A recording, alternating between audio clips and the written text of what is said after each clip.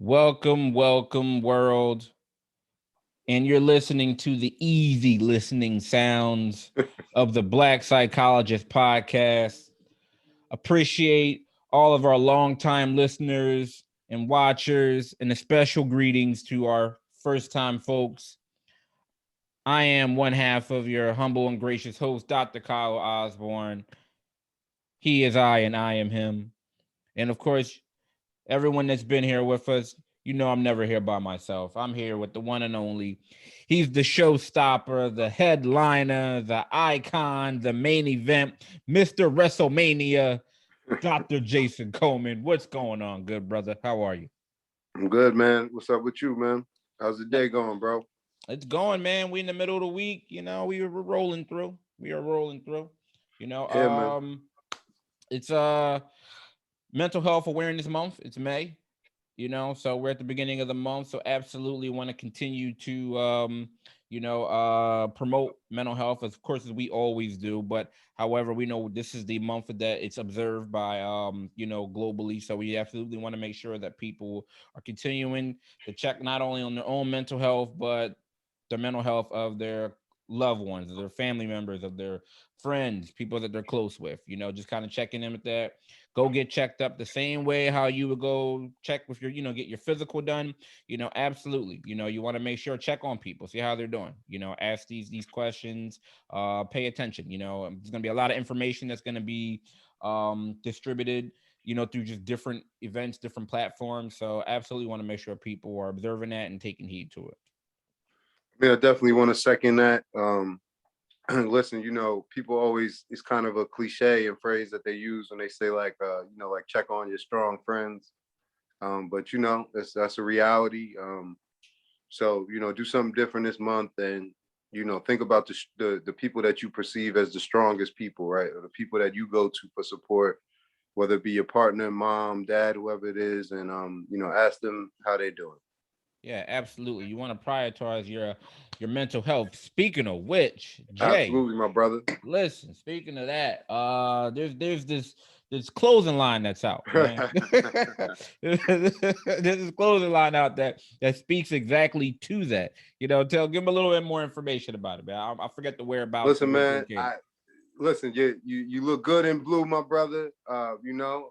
Listen, we always want to support, positive mental health. So, anybody, that kind of wants to support in that manner, shop mental health clothing. .com is all, open. Just want to remind everybody to prioritize your mental health. And yeah, just thankful for everybody who supported so far. And going to definitely continue, same way we keep the content coming. We're going to keep coming with new designs and different things like that. So, appreciate it. It's good stuff, ladies and gentlemen. I'm trying to tell you, this look good. Okay, you too can look like Dr. Jason Coleman when you go on that website and you get that clothing. All right, Oh, man, you that's threw how me that could off, be. man. That's why you want to be like, listen. Yes, you want to be Ready like to do. Dr. J. That's how you do it. This is the first step to doing it. You know what I Oh mean? man, This you is put how me you on the do spot. it. But listen, I have seen a lot of support, so I want to appreciate anybody who supported. And just very thankful. And please, if you get, whether you get a T-shirt, a pillow, whatever it is, a puzzle, just send us a picture so we could post it. Right. There you go. There it is. All right, Jay. So keeping up with current events. It was the NFL draft this past weekend. All right. How Right. did your team do? What you think?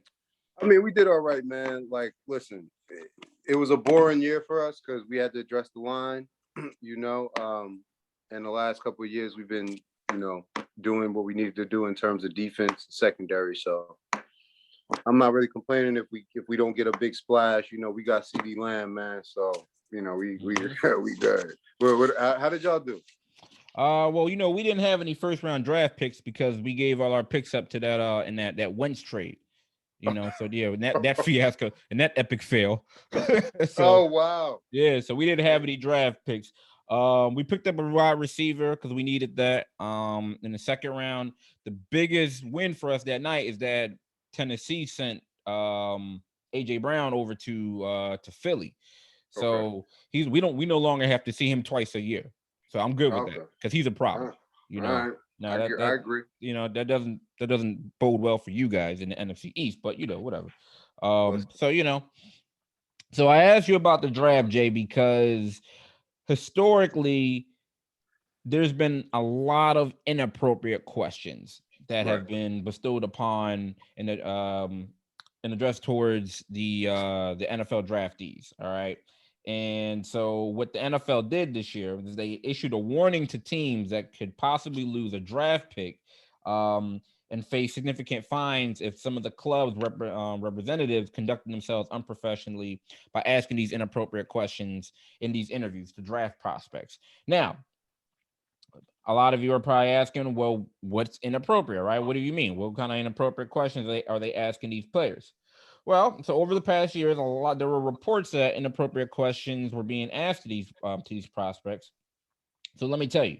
So, for example, for a few years ago, the Miami Dolphins general manager Jeff Ireland had to apologize to the Dallas Cowboys first round pick Des Bryant for asking a pre-draft question. The question was, he asked him whether his mom was a prostitute. All right. Right. And a few years ago, then Atlanta Falcons coach Dan Quinn had to apologize to draft prospect Eli Apple because one of his coaches asked the cornerback what his sexual preference was. LSU running back Darius Geese a few years ago, he was said when he was at the combine, he was asked about his sexuality and whether his mother was a prostitute.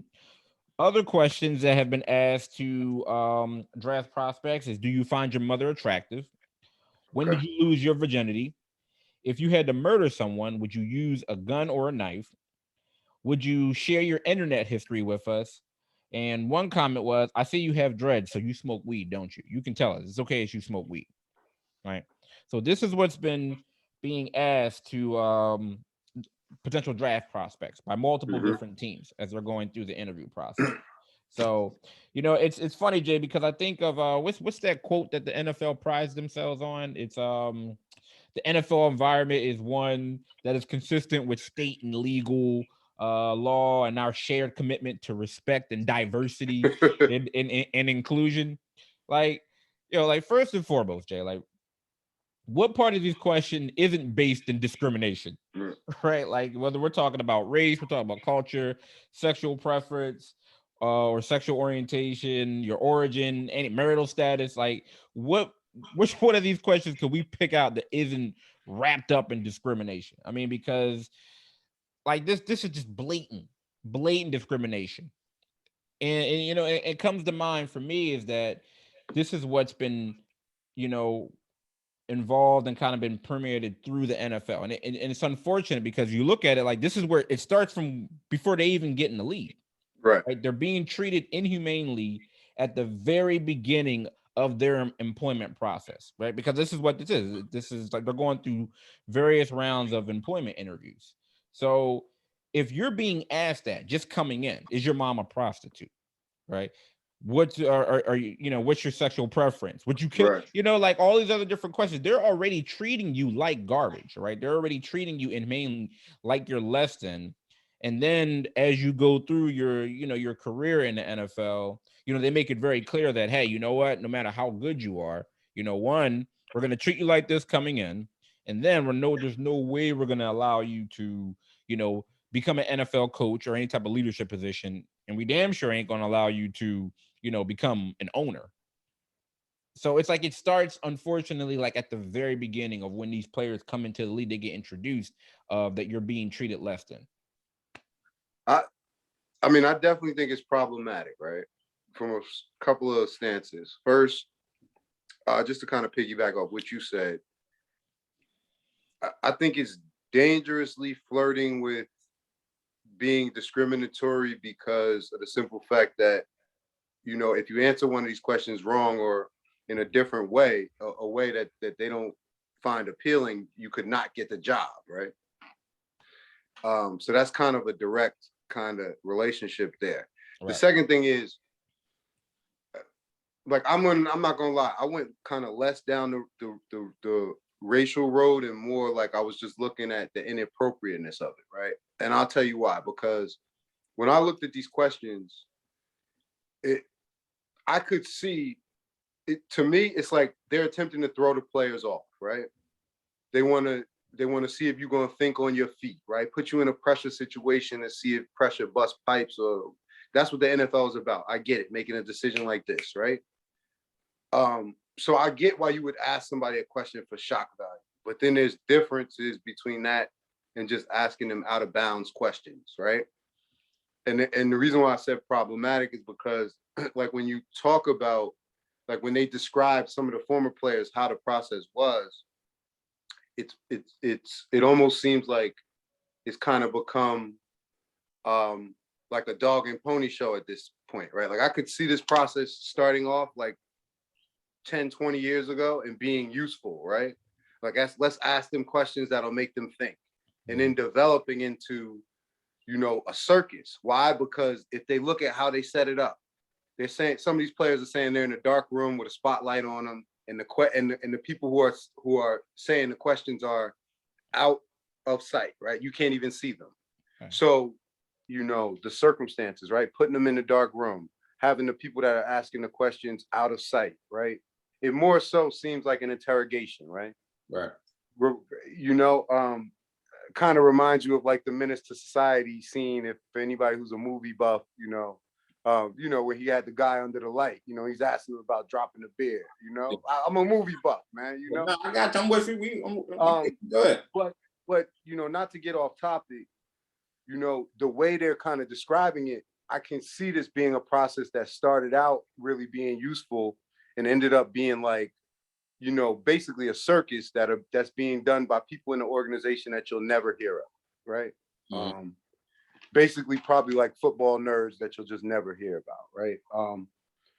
But I do think that the process is going to stop, right? Because just like hazing, just like a lot of things, when certain things get out to the public, it's embarrassing to a level where they have to do something about it. And when they start talking about snatching draft picks, a lot of things stop,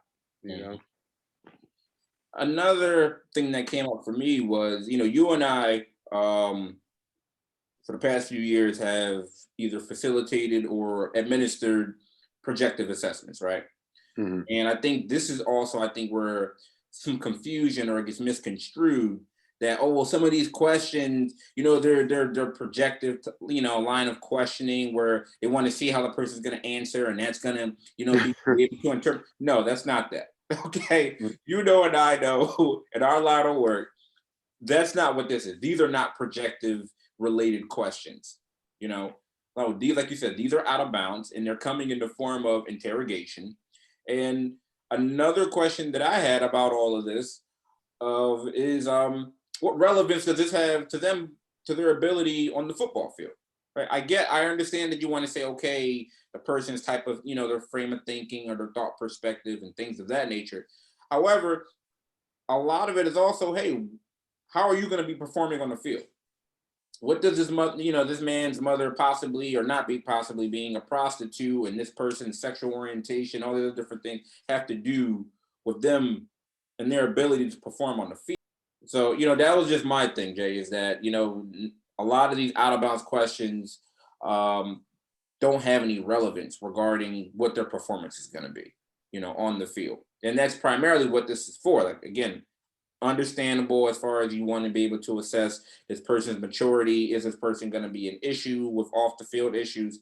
However, no, these are totally inappropriate, disgusting questions, absolutely discriminatory. And, I'm happy that the NFL, are going to be imposing some of these, fines, losing draft picks and things.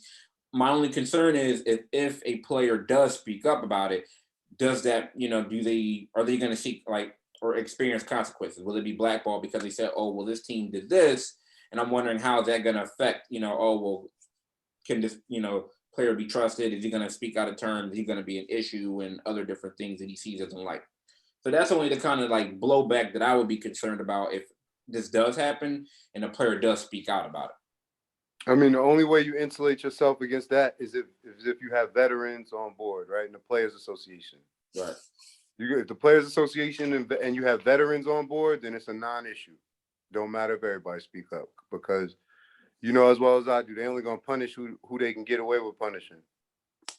That's true. If Tom Brady says it's a bad thing, it will be a rule that outlaws it.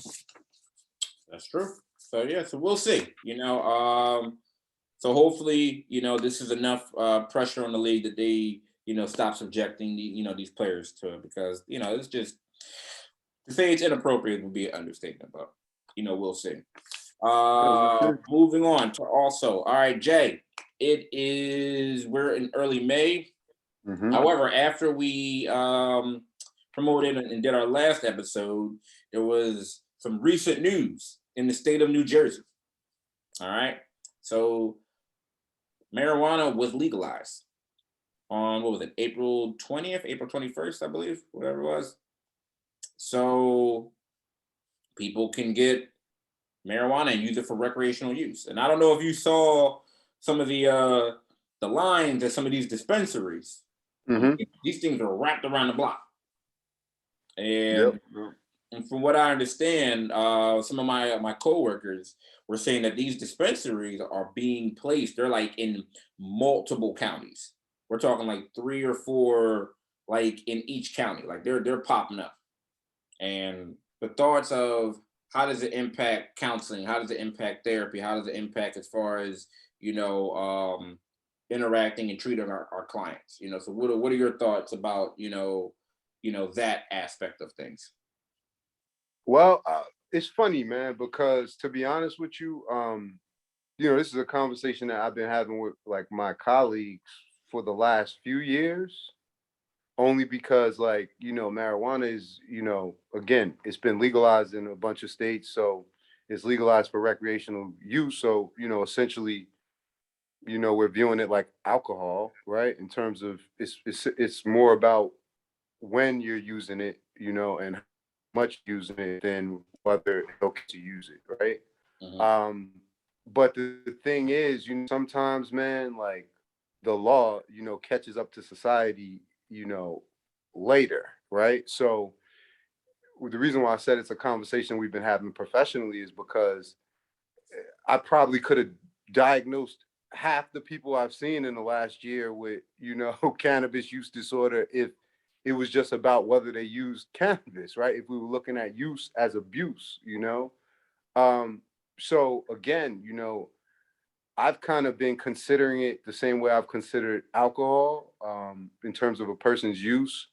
I've been considering it that way, for the last couple of years. So it's just, I'm looking a little bit deeper into whether the person is consuming cannabis in a caregiving role, whether, they're going to work, what, how much they're consuming, that type of stuff, rather than just kind of being on the road to a disorder because it's illegal, right? So I know some people might agree with that, might not agree with that. It's just a perception, a view.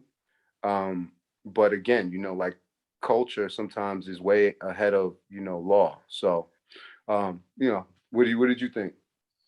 No, I'm on line with that, and I think that's going to be most likely the most important piece, as far as like clinicians are going to have to change their mindset or their perspective. Because you may have some clinicians that are maybe from a certain school of thought of, well, marijuana is this, kind of, it's a drug, it's X, Y, and Z. And it's always been that, because historically that's what it's been, right? That's how they were trained. That's what, the culture that they maybe grew up in. So now it's gonna be, I think, a significant shift for them, because they're gonna have to actually, detach from that old regime of, marijuana, it's been illegal, it causes problems, it has all these other different things, to now people are gonna be coming in, like you said, smoking it recreational right before maybe they come into your office, right? You may smell it on them, like, and that's gonna be, how it's gonna be looked at. It's gonna be like you're smoking cigarettes, or like you had a drink or such. So now, I think in addition to, and I'm not sure as far as like with the DSM and all these other different, as far as the diagnosing criteria, but also that these things are gonna have to be adjusted, right? Right. They're gonna have to be, because like you said, it's gonna have to fall into the realm of, okay, what, constitutes a person, whether it's abuse, right? What's going to be the amount? Is it, like you said, is it more the caretaking aspect? Is it how usage being, played at the job? All these other different things. It's going to be a huge domino effect. However, absolutely, it's going to be, putting your own personal set of values to the side of how you view it, whether you think it's good or it's not good, or it's helpful or not helpful. And as you look at, okay, this patient or this client you have in front of you, if they're using it responsibly, no, it doesn't fall in that area where it's a, use disorder or abuse. And I think what you said, I think you hit the nail on the head, right? Like, because, and I was just jotted that down quickly while you was talking. I don't think the problem for practitioners is going to be how to assess for it, right? Because again, the same way the DSM has certain criteria, all people have to tell you is assess the same way we assess individuals that consume alcohol, right? I think the biggest problem practitioners are going to have is their own judgment and biases, right? That's going to be the problem. It's going to be because we love looking over our glasses at people, right? And saying, they are the patients, we are the experts, yada, yada, yada, whatever the case may be. But especially like we've had this conversation when it comes to like mushrooms and certain things, right? And a lot more people would probably agree and look at and say, well, those are hard drugs, right? But we see evidence where they're being used to treat different disorders, and they're beneficial. So when I see the studies, if I see enough studies, then I gotta, my mindset has to be adjusted, right? It's not up to the other person, right? So I think we're gonna have generational conversations that have to happen. They're gonna be racial conversations that have to happen, class conversations, because especially when you talk about things like, marijuana, it cuts along those lines a lot of the time, in terms of people's thoughts on who uses marijuana and why, right? It's kind of like the crack conversation, right? If you talk to certain people, they'll tell you only those people smoke crack, right? But if you look at the numbers, they'll tell you all of these people smoke crack, right?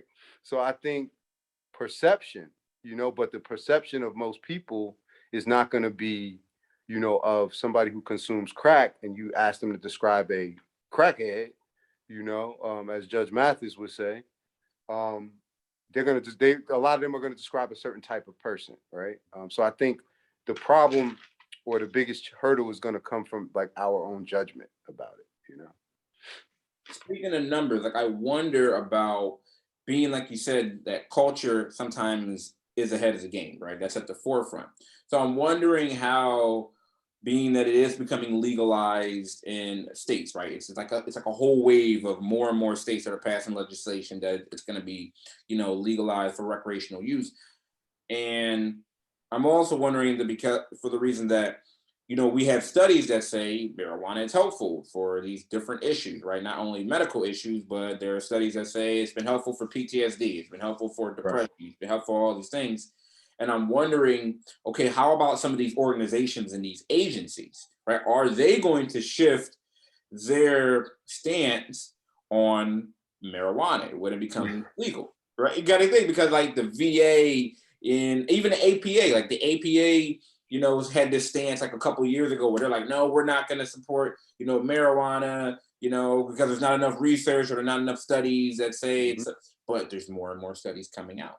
So I'm wondering, it would, because now that the government has been able to, capitalize and regulate it and tax it and so on and so forth, one of these organizations, these companies, right? I wonder if they're going to also, put some of their, preconceived other notions and the stigma and all these other different things to the side and say, hey, you know what?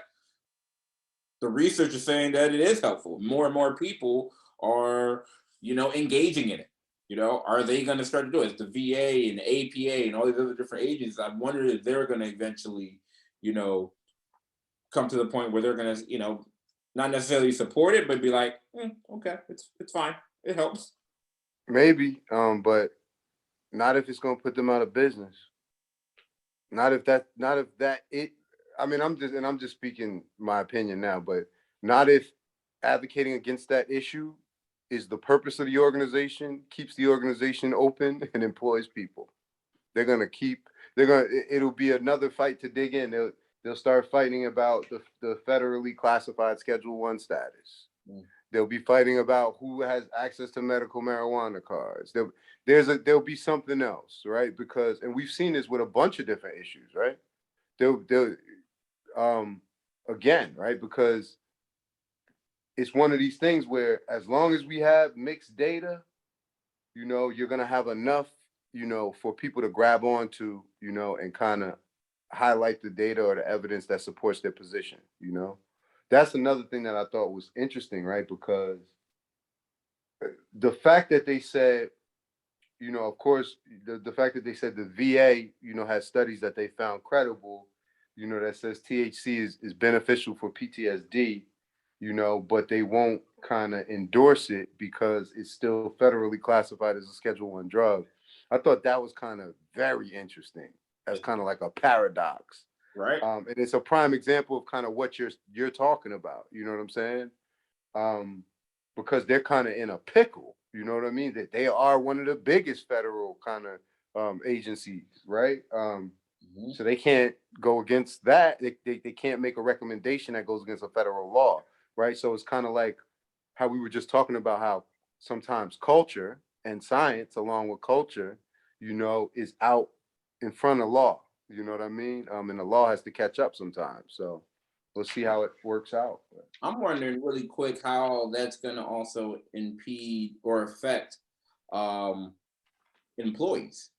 So say, for instance, like if you're a government employee and like say at my hospital, there's a firm substance use policy where Yeah. you have to, we have random testing, so on and so forth. However, if you live in the state of New Jersey or you're in the state of New Jersey and it's legal, right? It's legal for you to smoke marijuana, recreationally. Does that mean if I get tested, how are you going to be able to enforce? How are you saying I'm in, it's like there's going to be so many changes and things that are going to have to happen on so many different levels because you can't sit here and say, like, if you're a clinician, if I work at the hospital and I smoke weed or marijuana, but, which is legal, but then if I get randomly tested and you find it in my system, you're going to have to, something has to change. Man, there's a bunch of cases that's working their way through the court system now with that, but the problem with that is the law. You can point to the law, but you're gonna get fired first, right? And the thing is, I'm not claiming to be an expert. I'm just throwing it, but it's never gonna because with certain high risk jobs, they can test you and mandate that you not have alcohol in your system, right? So there's certain jobs like where I'm about to say heavy machinery. The thing is though with weed, and I know can stay in your system for 30 days. So I could have smoked 2 weeks ago. And that's why. But see those intricate details, right? Like they don't even really have things down to a science where they know what the road testing is going to be like in terms of DUI, right? Right. They were talking in New Jersey about having people that they call to the scene to look at your eyes and just some crazy stuff, right? Because it's all uncharted territory, right?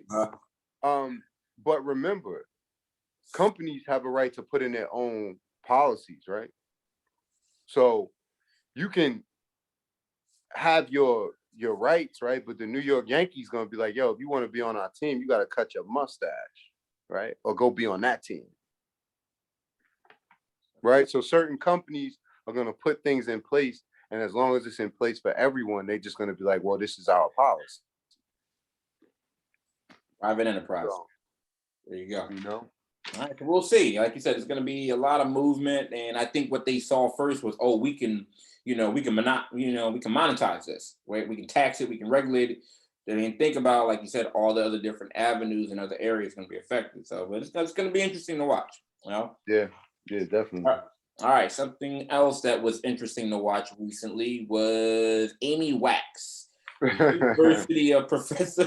University of Penn law professor who has a long history of making inflammatory remarks, and has unfortunately yet again gained widespread attention for some remarks about among race and immigration. So Professor Amy Wax was on the Tucker Carlson show, which is on Fox News a few weeks ago, and she had some pretty interesting things to say about African Americans and Asian Americans and Indian Americans. So first and foremost, she said, Blacks and other non-Western groups harbor resentment, shame, and envy against Western people for their outsized achievements and contributions. All right. She then went on to say that regarding disparaging remarks about Asian and Indian doctors. She said they mostly hate America. She said that they climb the ladder and they get the best education. We give them every opportunity and they turn around and lead the charge on we're racist. Now we're an awful country. We need to reform.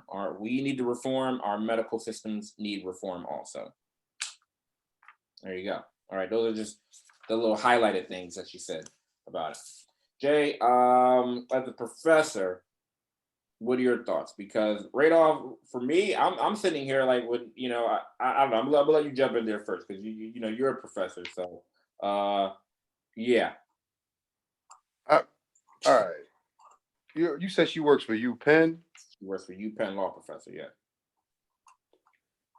And of course, right. So, and all I'm gonna say is, and of course, real quick, the state spokesperson from the University of Penn said that these do not reflect our values and they don't reflect our values. Yada yada yada yada yada yada. Penn is moving forward with a process to address her escalating conduct. Okay, all right, save it. All right, this is common that you see, and I'm not. I mean, obviously, these are comments that you will see from a lot of people who call themselves conservatives, right? But they're using the word "these people," and I'm not even saying they're true conservatives, right? They're using the term conservative as a cover to spout racism, right? And I only say this because, again, is this surprising? No, right? She has a long history of this. I'm not going to spend too much time addressing her. So I'm not surprised, right? Mm-hmm. She did her best, she did her best kind of make her comments as salacious as possible, possibly trying to catch Donald Trump's ear, right? Anybody who says something like that, any as much as he was condemned for it, she knows what she's doing, right? So you look at whose show she's on, right? And you look at the comments she's making and what she said, she's throwing red meat to the Fox News audience, right? And anybody who doesn't understand that is either an imbecile or they haven't been alive, right? So I'm not going to spend too much time on her. All I would say as a professor is that obviously she's a disgrace. Anybody deserves to have their opinion, right? But this goes beyond that, right? This is just these are just racially motivated views, right? But there are people like her in every field, right? So everybody needs to understand that. There are people like this in law. There are people like this in medicine. There are people like this in psychology.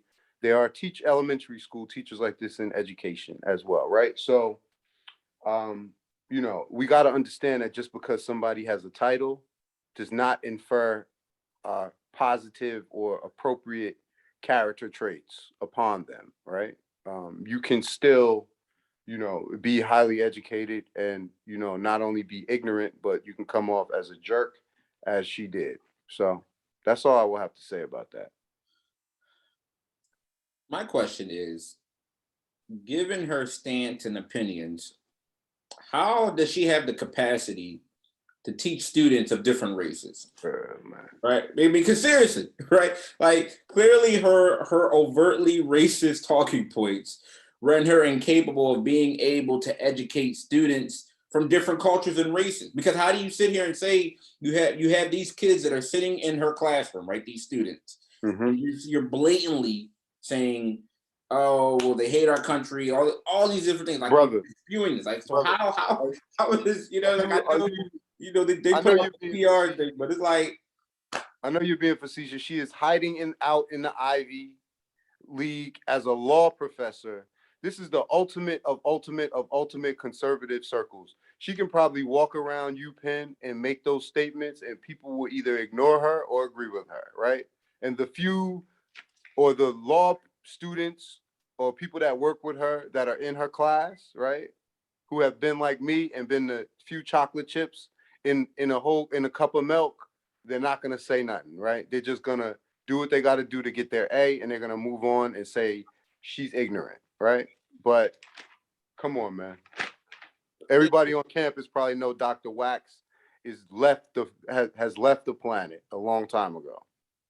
it would be very difficult, you know, to have my kid in her classroom, because I would be sitting there saying like, yo, you're not getting a fair shot. Like she will find every way to any extent to not give you, you know, that grade that you've earned in some form or fashion. I mean, even if you have that A caliber paper, she will find it, it appears. Because I remember a couple years ago, she was saying that no African American students have ever graduated in the top of the class, which was Right. incorrect, of course. But you know, like this is, you know, like it's tough, man. Like I really do feel for the students in her classroom that aren't white, unfortunately, because she seems like she has her agenda. It's like she adds, like she's trying to add like a veneer of intellectualism to blatant racism, right? Because she's saying like, oh well, you know, these people are immigrants, they migrate to our country, and like most likely half the people that she's talking about or she's attacking aren't even immigrants. You know, I imagine Right. that this is the reborn here, but of course racism is you know is based in ignorance.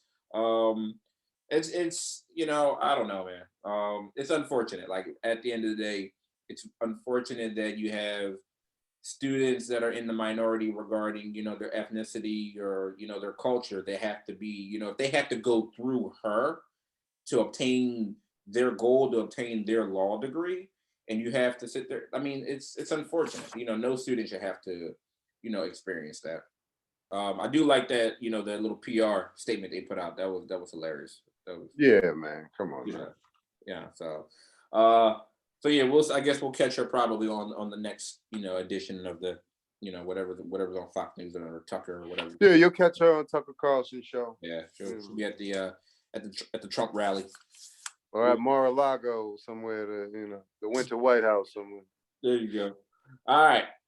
So Jay, a recent report by UCLA psychologists and economists has identified an effective way to reduce the number of divorces among lower income Americans. You know what that is? What? Raise the minimum wage. That's all you got to do. Just raise the minimum wage. All right. So the UCLA study shows that when states increase their minimum hourly wage by $1, divorce rates declined by 7% to 15% over the next 2 years among men and women earning low wages. All right. Now, these were including but not limited to those earning minimum wage. All right. So the new the study included only people between the ages of 18 and 35 who make up the majority of the minimum wage earners. All right. And it said that they also found that the $1 per hour increase in the state's minimum wage reduced marriage rates by 3 to 6%. All right. So, what do you make out of this, Jay? I mean, I thought this was a really interesting article, you know? Yeah, listen, man. I thought so too. It absolutely made me think of like anecdotally, like what I always have heard growing up is like, the one of the biggest causes of divorce and marriage is finances, right? Or Mhm. marital stress. I don't have any numbers to back that up, but that's something I've always heard, right? So it immediately brought me there. And listen, it makes sense, right? Because uh, everybody, most people's biggest expense is rent, right? Or a mortgage or something like that. If we look at the numbers traditionally, I know they were saying 10 years ago that most American families, the average American family has less than $3,000 put away, right? And you're talking about people that have children, right? So that's going to put a lot of stress on you, right? And if we're talking about economic stress, debt, student loans, all of those things, um, that's that seems like it could be a heavy weight, in terms of, you know, kind of making your relationship vulnerable to breaking up. And I think, the kind of reverse is true, right? When those things are removed, right? When you when you have a relationship and money is not a problem, right? Going out to eat, you ain't worried about who paying. Going on vacation, you ain't worried about who's paying. You know, now that's a different level, but I'm just saying when money is not a factor or as much as a factor, you can truly focus on other things, right? Like each other, right? Or like communication or so, I thought it was very interesting in that way. But what did you get from it? Something that stood out to me was that they cited that previous studies noted that when poor people get married, they tend to marry earlier and are about twice as likely to divorce. I didn't, yo, it said that in the article. It said that, yeah. So from Yo, previous studies, yeah. I missed that, but that's a conversation I always have with my people, Mhm. right? I always because I always thought, right? Like, think about it. Most people, the pressure is to get married in your, whenever you get out of college, like late 20s, early 30s, that type of stuff, right? But if we look at super successful people, and I'm just saying, like, let's look left. Like, if we look at Hollywood, right? Yeah.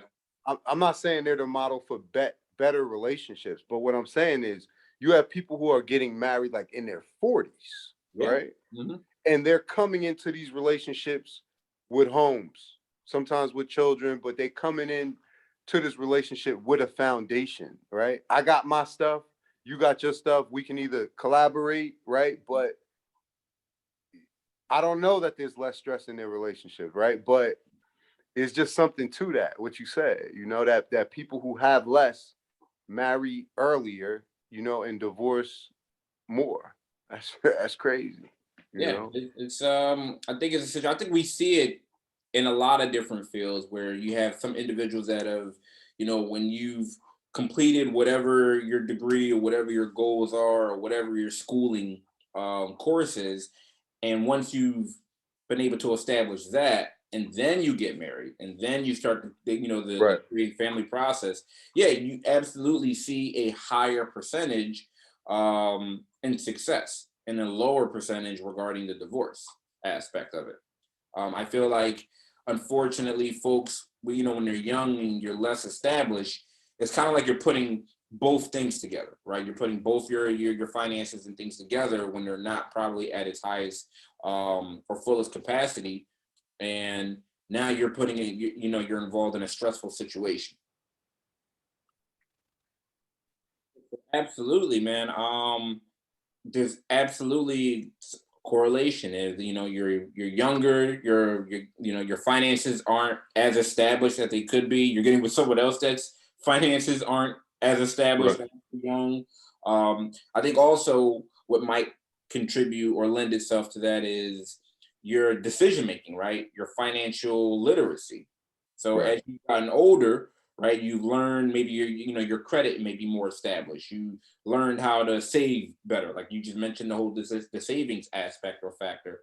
So I think there's something to it in regards to you're better with managing money as you've gotten older, as opposed to when you're younger. You're still might be making some impulsive decisions, and like you said, now you got somebody else involved, and Right. so if you're playing around with the rent money, right, you playing around with the car note money and other different things, and also there might be less job stability.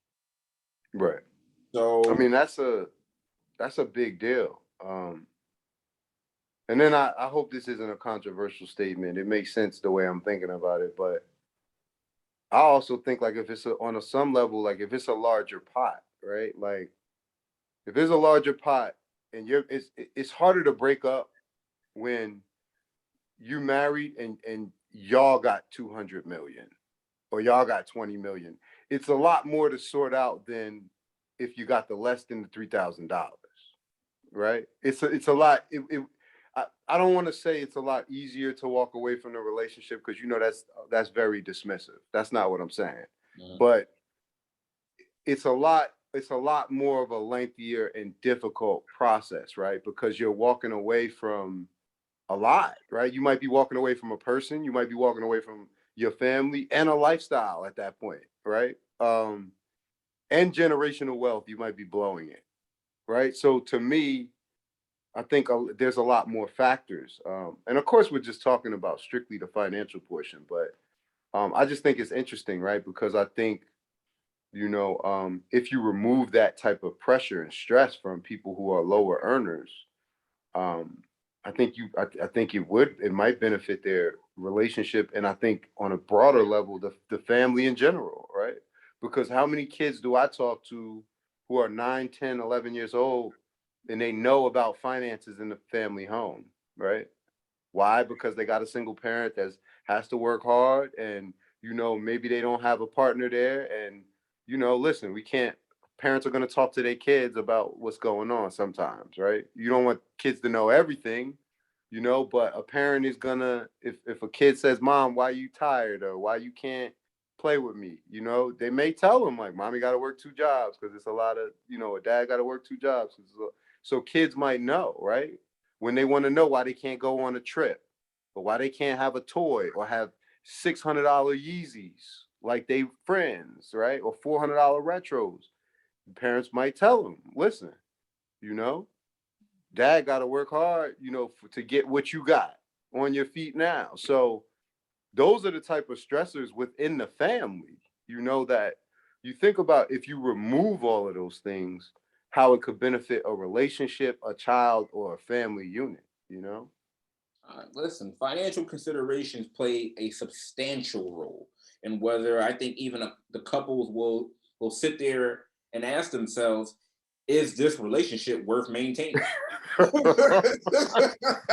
didn't want to say it, man. Nah, brother, nah, listen, I'm there, bro. Listen, that absolutely will. They'll sit there and be like, "Yo, is this what we bringing?" Like, is it? That's why I said. That's why I said you walking away from a lifestyle as well, right? Because again, you see and I mean, I'm sure this is true for people who are wealthy and not wealthy, but listen, I'm sure the marital rate for a wealthy people isn't that much more, just because they love each other more, right? Some people are in relationships and they just in them. They're like, "It's to death do us part," right? Might just be out of convenience. I'm like, listen, because of what this person brings to the table, I'm here. I'm in it. Right. You in the East Wing and I'm in the West Wing. That's right. And it's like some situations where if you have more additional money or you have, a higher combined kind of income, there might be more marital bliss. Right. So like you said, it's less stressful. So We're not worried about, okay, well, if something happens, yeah, what'd you do with the rent money? You went out, okay. What did you do with the rent? But what did you do with our car though? Like, why are these bill collectors calling? It's a lot different. man. Not less stress. If that situation is taken care of or is a non-issue, yeah, you know what? The household is gonna be it's gonna be a lot warmer. That's a big issue, especially when you talk about relationships, right? Listen, the finances, and that load in terms of financially, if it's not being taken care of, it's gonna cause a lot of stress. That's just a fact, brother. And especially when you get connected to that person, now you're responsible. Now they're calling you. Those bill collectors, they're not even calling for them. You the co-signer?